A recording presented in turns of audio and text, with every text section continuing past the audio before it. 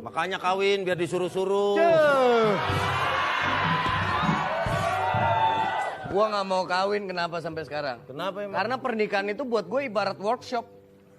Maksud lo? Iya, laki-lakinya yang work, bininya yang shop. Kan nggak imbang.